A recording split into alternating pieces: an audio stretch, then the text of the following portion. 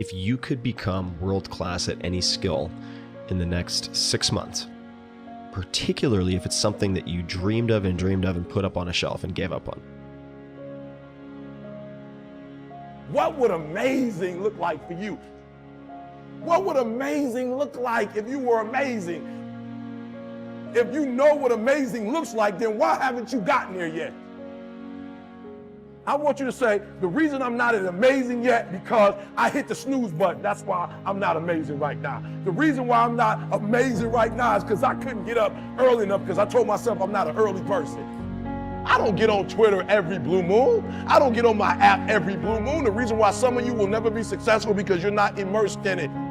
When you wake up in the morning, look at your goals. Your goals gonna tell you what time to get up. Are you hearing me? Your goals gonna tell you who you should be hanging out with. I can't tell you, but your goals gonna tell you how much sleep do you need. You might not need to get up at 3 o'clock in the morning for your goals, but your goals are going to define what time you get up, how you live your life, how you move, when you say yes, when you say no. Think like the person you intend to become. I want your dream to be so clear, so vivid, right? That when you wake up in the morning, all you got to do is step in your dream. The difference between people who talk about it and people who do it is one simple word: application. They hear it, and they don't just hear it, they digest it. And when they digest it, boom, they do something with it.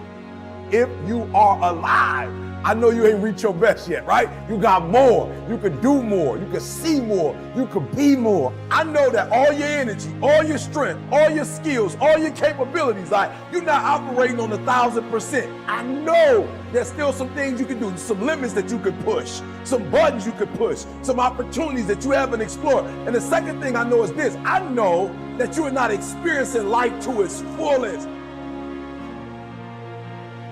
Like life itself is a process of becoming, a part of man's ongoing historical drive to manifest his consciousness outside of his mind, in front of his eyes.